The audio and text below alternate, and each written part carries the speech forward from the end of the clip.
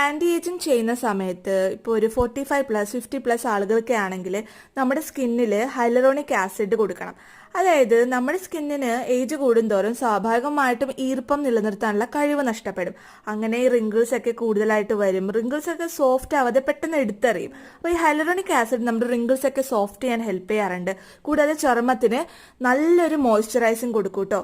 സ്കിന്നിന് വെള്ളം കിട്ടിയ പോലത്തെ ഒരു ഫീല് കിട്ടും ഹൈലറോണിക് ആസിഡ് യൂസ് ചെയ്യുകയാണെങ്കിൽ. സോ ആൻറ്റി ഏജിങ് ചെയ്യുന്ന സമയത്ത് ഹൈലറോണിക് ആസിഡ് മസ്റ്റായിട്ട് യൂസ് ചെയ്യണം.